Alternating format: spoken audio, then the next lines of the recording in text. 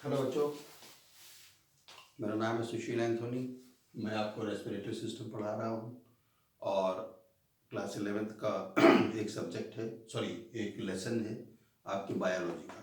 ठीक है, कल हम लोगों ने पढ़ा था कि the affinity of haemoglobin for oxygen. Haemoglobin को HB भी लिखते हैं। ठीक है, फिर हम लोगों ने ये पढ़ लिया था कि हीमोग्लोबिन जो है वो अपने अपने ऑक्सीजन को सेल को देना नहीं चाहता। वो बॉयफ्रेंड गर्लफ्रेंड जैसे हैं। मान लीजिए कि हीमोग्लोबिन क्या है, बॉयफ्रेंड है, ऑक्सीजन क्या है, गर्लफ्रेंड है। तो वो हीमोग्लोबिन अपने गर्लफ्रेंड को छोड़ना नहीं चाहता है। नहीं छोड़ना चाहता है तो अपन को छीनना पड़ेगा। क्यों छीनना पड़ेगा? क्योंकि ये जो सेल है, इस सेल को, क्योंकि डीऑक्सीजनेटेड हो चुका है, इसके पास CO2 बहुत ज़्यादा है, इसको ऑक्सीजन चाहिए जिससे कि वो फिर से ग्लूकोज से ATP बना सके। उसका तो यही काम है। ठीक है, जिसको हम क्या बोलते हैं, सेलुलर रेस्पिरेशन बोलते हैं। ठीक है, जिसको हम सेलुलर रेस्पिरेशन बोलते हैं, that is one of the step of respiration. तो अब हमको ऑक्सीजन को हीमोग्लोबिन से छीनना पड़ेगा। तो वो ऐसे कौन कौन से फैक्टर्स हैं, वो ऐसे कौन कौन से कारण हैं जो उस ब्लड में RBCs के हीमोग्लोबिन द्वारा लाई हुई ऑक्सीजन को सेल हमारा कैसे छीनेगा। हम थोड़ा सा बड़ा एक स्ट्रक्चर बनाएंगे जिससे आपको समझ में आ जाए। ये आपकी कैपिलरीज थी। ठीक है, ये ब्लड ऑक्सीजनेटेड हो चुका है, हार्ट से निकल कर आ रहा है, हार्ट से निकल कर आ रहा है। इसके पास 4 मॉलिक्यूल्स हैं, किसके? आयरन के। 4 मॉलिक्यूल्स हैं आयरन के। इसके साथ ये हीमोग्लोबिन, सॉरी, इसके साथ ये ग्लोबिन चेन लगी हुई है। ग्लोबिन इज अ प्रोटीन, ये मैंने आपको बताया था। एक एक आयरन जो है वो एक एक मॉलिक्यूल ऑक्सीजन को क्या कर रहा है, कैरी कर रहा है। यानी एक हीमोग्लोबिन के पास 4 ऑक्सीजन है। थोड़ा बड़ा कर लें, आप बुरा ना माने तो इतना बड़ा कर लें इसको। ठीक है, इसको भी थोड़ा बड़ा कर लेते हैं। इतनी बड़ी कैपिलरीज नहीं होती, कैपिलरीज बहुत छोटी होती, मगर मुझे आपको आरबीसी दिखाना है, इसीलिए मैं इसको छोटा बड़ा कर रहा हूँ। और ये आपका आरबीसी है। ठीक है, आरबीसी भी एक सेल है, लेकिन आरबीसी के सेल में न्यूक्लियस नहीं होता। This is the only cell in our body which doesn't have nucleus. Note down कर लीजिए प्लीज कि आरबीसीज के अंदर न्यूक्लियस नहीं हो सकता। ये आपके बोर्ड के लिए भी क्वेश्चन आ सकता है, आपके नीट के लिए भी क्वेश्चन आ सकता है। आरबीसी एक ऐसा सेल है जिसके पास न्यूक्लियस नहीं होता। Is that clear? अब यहाँ पर क्या पर है, यहाँ पर सब ऑक्सीजन कैरी कर रहे हैं। ये हमारा बेचारा मायूस सा बैठा हुआ आपका एक सेल था जो कि इस वेट कर रहा था कि उसके पास क्या हो, ऑक्सीजन आए तो ग्लूकोज से फट से ATP बनाए। अब ये हीमोग्लोबिन यहाँ तक पहुँचता है, लेकिन ये पहुँच के इसको ऑक्सीजन नहीं देना चाहता, लेकिन इसको ऑक्सीजन मांगता है। तब होगा क्या? सेल क्या करता है, सेल के अंदर जो प्रेजेंट CO2 है, ये जो प्रेजेंट CO2 है, ये इस CO2 को रिलीज किसमें कर देता है? ब्लड के अंदर। Are you getting my point? Are you getting my point? This CO2, sorry, this cell releases the CO2 into the blood. ठीक है, अब तुम कहोगे इससे क्या फायदा है भैया? इससे कोई फायदा नहीं है। कल मैंने आपको बताया था कि ऑक्सीजन जो है वो पानी में सिर्फ 3% डिजोल्व होती है और 97% वो सेल्स में चली जाती है। मगर carbon dioxide is highly dissolve in water. Carbon dioxide is highly dissolve in water. Carbon dioxide 7% dissolved in water.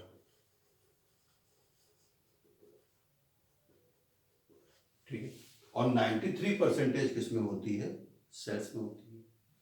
तो अब सेल को गुस्सा आ गया, सेल ने बोला कि मुझे हीमोग्लोबिन चाहिए। तो उसने क्या किया? CO2 के मॉलिक्यूल्स को छोड़ दिया। CO2 के मॉलिक्यूल्स भी आगे क्या हो गया? आयरन के पास आके लग गया। CO2 का मॉलिक्यूल भी आके क्या हुआ? आयरन के पास लग गया। वो जैसे नहीं हीरोइन को लेकर जा रहा है तो विलन बीच में आ गया। CO2 एक विलन भी, ये भी आके लग गया। सब तरफ आके लग गए। बेटा छोड़ोगे कैसे नहीं? अब तो सत्य कपूर भी आ चुका है। ठीक है, अब तो तुमको ऑक्सीजन छोड़नी ही पड़ेगी, लेकिन हीमोग्लोबिन कहता है नहीं, मैं ऑक्सीजन को नहीं छोड़ूंगा, फिर भी मैं नहीं छोड़ूंगा। ठीक है, इतनी मोहब्बत है हीरो हीरोइन में। ठीक है, अब आपको मालूम है कि किसी भी सेल के अंदर, ये बाहर प्लाज्मा है बेटा, बाहर क्या बसा हुआ है, ये प्लाज्मा है। किसी भी सेल के अंदर लिक्विड पार्ट भी होता है जिसे हम क्या बोलते हैं, साइटोप्लाज्म या प्रोटोप्लाज्म। साइटोप्लाज्म, ठीक, साइटोप्लाज्म में क्या है, एक फ्लूइड है। ठीक, तो वो क्या कहता है, अच्छा मैंने CO2 भेजी, सेल बोलता मैंने CO2 भेजी तो भी तुम ऑक्सीजन नहीं छोड़ोगे, कैसे नहीं छोड़ोगे, दिस CO2। ठीक, पहले तो सेल ने CO2 छोड़ा, CO2 हर एक आयरन के साथ जाता है कि ऑक्सीजन भी लगा, CO2 भी लगा, छीना झपटी चल रही है, मगर वो ऑक्सीजन को छोड़ नहीं रहा है। तो CO2 कहता है अच्छा आप नहीं छोड़ेंगे तो कोई बात नहीं। Now CO2 reacts with water, क्योंकि यहाँ क्या है, साइटोप्लाज्म भरा पड़ा है। CO2 उससे क्या कर देता है, रिएक्ट कर देता है। जब CO2 इससे रिएक्ट कर देता है तो हमारे पास कौन सा प्रोडक्ट बनता है, दिस इज इरिवर्सिबल प्रोडक्ट है ये, क्योंकि बताएंगे कि इरिवर्सिबल क्यों है, क्योंकि अभी तो अपने को ऑक्सीजन छीनना है। ठीक, लेकिन फिर CO2 तो बाहर निकालनी है। ठीक है, तो CO2 प्लस CO2 प्रोटोप्लाज्म के साथ क्या कर दिया, रिएक्ट कर दिया, और इसने क्या बना दिया, कार्बोनिक एसिड। क्या बना दिया, कार्बोनिक एसिड इसने बना दिया। ठीक, आप लोग मुझसे अच्छी केमिस्ट्री जानते हैं, कार्बोनिक एसिड का फॉर्मूला क्या है, H2CO3। Are you getting my point? Carbon dioxide, the cell has released the carbon dioxide into the RBC to take away the oxygen from the hemoglobin, but still the hemoglobin is not releasing the oxygen. When hemoglobin is not releasing the oxygen, then this CO2, because it is a villain, so what he does, उसने अपना दूसरा technique लगाई, उसने इसके अंदर मौजूद cytoplasm के साथ रिएक्शन कर दिया। जब जैसी साइटोप्लाज्म के साथ, ऑफ कोर्स एंजाइम लगेगा, बिना एंजाइम के कोई रिएक्शन नहीं होगा सेल के अंदर। ठीक है, कार्बोनिक एसिड और कार्बोनिक एसिड ये बन गया। ठीक है, फर्दर ये कार्बोनिक एसिड और ब्रेक डाउन हो जाता है, दिस इज ऑल्सो इरिवर्सिबल, यानी ये इधर से इधर भी आ सकता है, उधर से उधर भी आ सकता है, लेकिन अभी हमको इधर ही इधर आना है। कार्बोनिक एसिड फिर वो होता है, अपने आप को ब्रेक डाउन करता है, और ये क्या बना देता है, hydrogen ions and bicarbonate ions.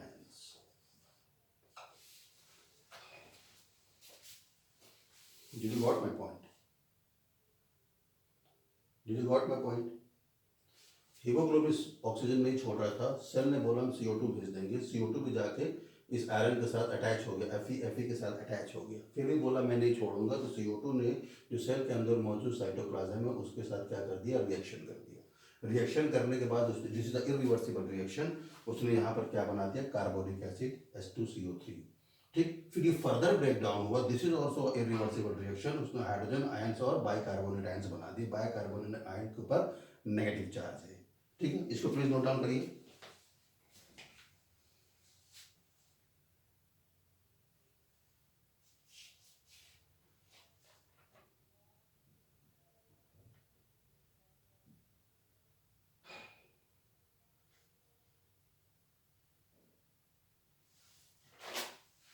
ठीक है, जो ये रिएक्शन हो रहा है, this reaction occurs in the presence of carbonic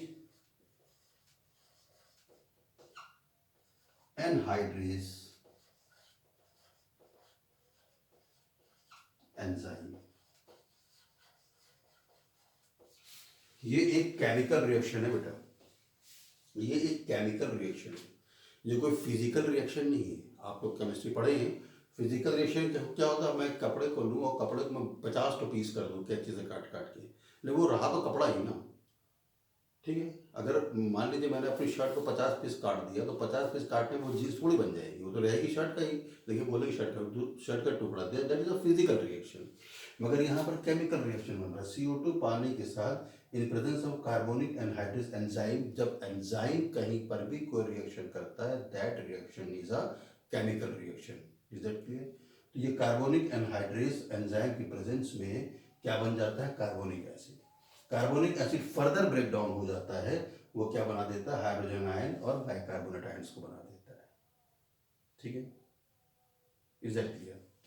ठीक, पहला चीज यहाँ पर आपका हो गया, सेकंड चीज आपका ये हो गया, थर्ड चीज आपका ये हो गया। ठीक है, फोर्थ चीज जो है, जो चौथी बात ये है कि जब हमारा सेल ऑक्सीजन की प्रेजेंस में ग्लूकोज के साथ मिल के एटीपी बनाता है प्लस CO2 बनाता है, तो यहाँ पर क्या होता है, टेम्परेचर इंक्रीज होता है। जब कोई भी केमिकल रिएक्शन होता है तो टेम्परेचर क्या होता है, इंक्रीज होता है, टेम्परेचर इंक्रीज हो जाता है। जब टेम्परेचर इंक्रीज हो जाता है बेटा, ये तीनों फैक्टर मिलके, तीन फैक्टर है, carbon dioxide, carbonic acid breakdown हो गया, हाइड्रोजन आयंस बना, और टेम्परेचर। जब ये तीनों विलन मिल जाते हैं, शक्ति कपूर, रंजीत और एक और विलन आप सोच लो, तीनों मिल के क्या करते हैं, ऑक्सीजन को खींच लेते हैं। Is that clear? मैं लिखूंगा अभी, मत परेशान होइए। So what are the factors, थोड़ा कर लो, नोट डाउन हो गया?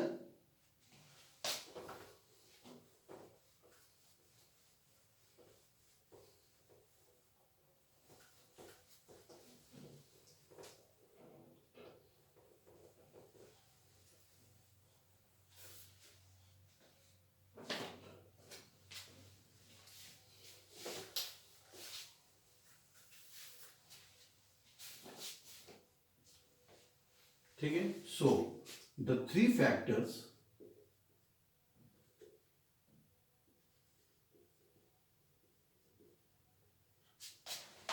affect the affinity of hemoglobin for oxygen are: number one, carbon dioxide.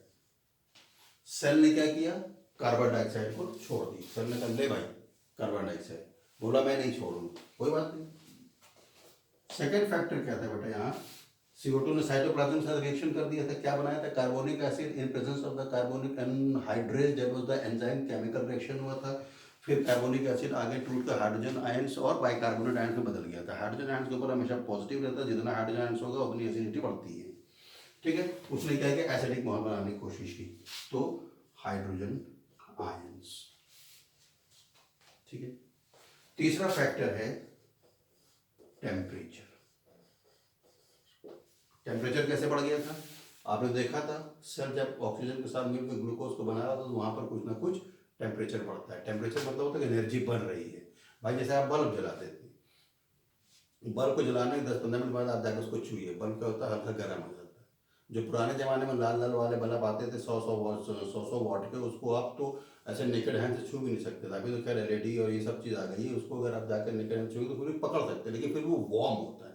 क्यों? क्योंकि वहाँ इलेक्ट्रिकल एनर्जी है। ऐसे यहाँ पर एनर्जी बनी थी सेल के अंदर, ऑक्सीजन के प्रेजेंस में ग्लूकोज जला था, ATP बनाया था, तो टेम्परेचर। तो बेटा ये तीन फैक्टर्स मिल के ऑक्सीजन की जो बाइंडिंग एफिनिटी है, ना, what is affecting the binding affinity of haemoglobin for oxygen, उसको तोड़ देते हैं और कहते हैं ला बेटा ऑक्सीजन, अब तो तुम्हें ऑक्सीजन देनी ही पड़ेगी। ठीक है, लेकिन वो तो बहुत प्यार करने वाला है हीमोग्लोबिन।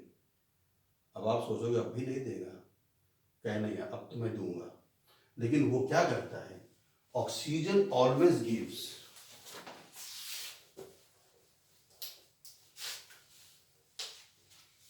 इतना सब कार्यक्रम होने के बाद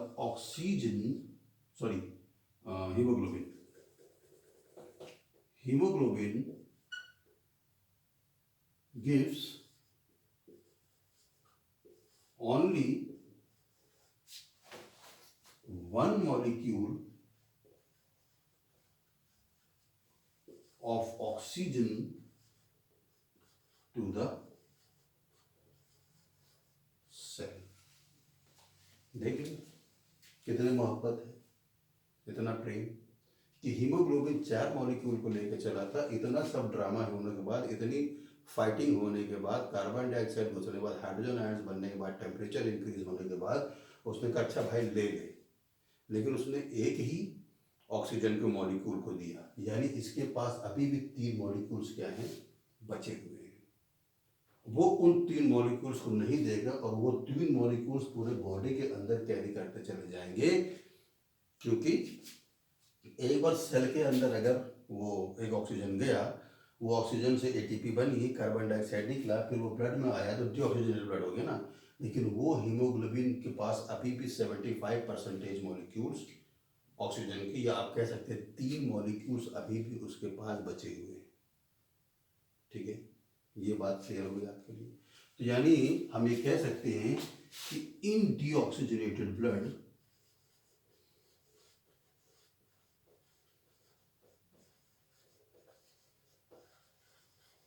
ठीक है, इम्प्योर ब्लड या डीऑक्सीजनेटेड ब्लड में हीमोग्लोबिन कैरीज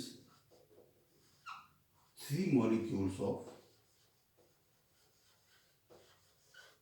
ऑक्सीजन, एक ही दिया है। यानी ये 75% को अभी भी क्या कर रहा है, कैरी कर रहा है और ऐसे ही घूमता रहेगा।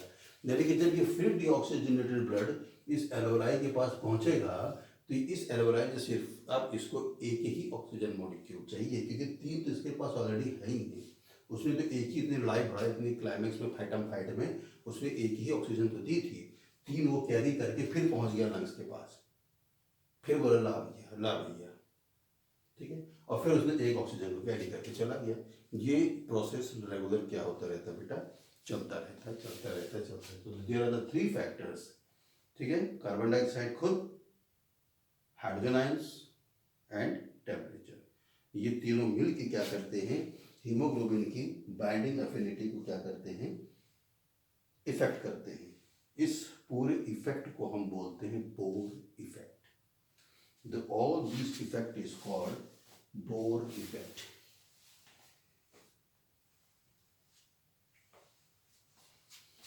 रब कर दो।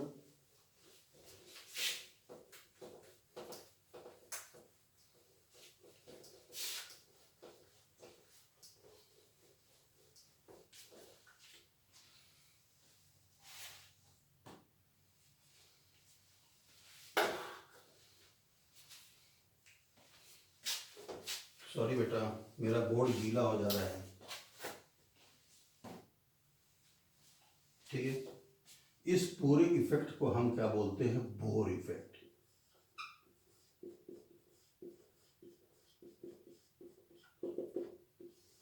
ठीक, तो हम क्या, जो बोर इफेक्ट है, बोर इफेक्ट को हम क्या बोल सकते हैं, increase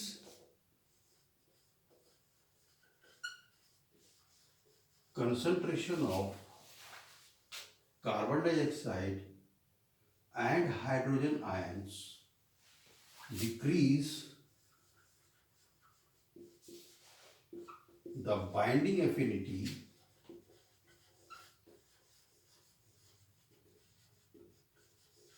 of hemoglobin for oxygen. This is called, please note it down, this is called Bohr effect. ठीक है, ये जितना भी हमने खेला बताया, वो खेला क्या था, आपने देखा कि कार्बन डाइऑक्साइड का कंसंट्रेशन बढ़ा दिया, सब हीम के पास आके लग गया था, और भी हीमोग्लोबिन पास जाके लग गया था, हाइड्रोजन आयंस का कंसंट्रेशन बढ़ गया था। क्यों, क्योंकि वो जो कार्बन डाइऑक्साइड था उसने साइटोप्लाज्म के साथ रिएक्शन करके हाइड्रोजन आयन से बाइकार्बोनेट आयंस बनाए थे, तो बाइकार्बोनेट आयंस तो खैर वहीं पड़ा था, उसका कोई रोल नहीं, क्योंकि वो नेगेटिव है, ठीक है। लेकिन जो पॉजिटिव आयंस था H+, उसने भी ऑक्सीजन को छीनने की कोशिश करी, प्लस जो टेम्परेचर था उसने भी छीनने की कोशिश। लेकिन टेम्परेचर बहुत मतलब रेयर है, लेकिन अगर के एग्जाम्स में आते हैं, अगर उसमें टेम्परेचर भी ऑप्शन रहता है तो that is also the correct option है, ठीक है। ये बात समझ, इसको हम बोलते हैं बोर इफेक्ट। अब आपको ये मालूम है कि जैसे जैसे हाइड्रोजन इंक्रीज कंसंट्रेशन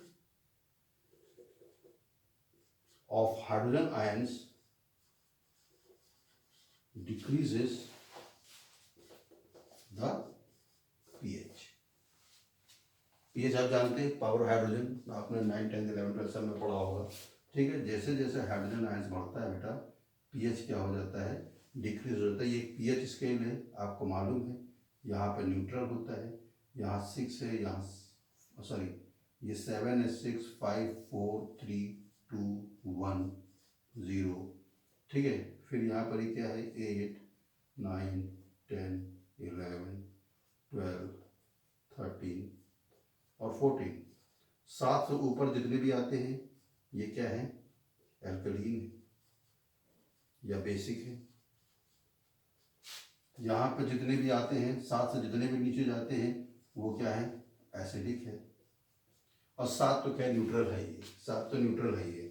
यानी कि जितना आप हाइड्रोजन आयन यहाँ बढ़ाते जाइए, बढ़ाते जाइए, बढ़ाते जाइए, बढ़ाते जाइए, बढ़ाते जाइए, बढ़ाते जाइए, अगर हाइड्रोजन आयन कम होते, अगर वो प्रेम से दे देता ऑक्सीजन को, तो हाइड्रोजन आयन हो सकता है यहाँ पर रहते, तो हम बोल सकते थे स्लाइटली अल्कलीन है।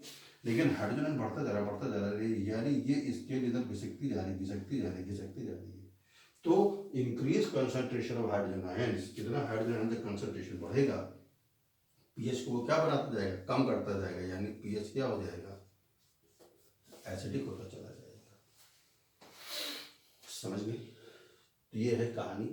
नहीं समझ में आया होगा बच्चों तो कमेंट बॉक्स में डालिएगा, कमेंट सेक्शन में डालिएगा।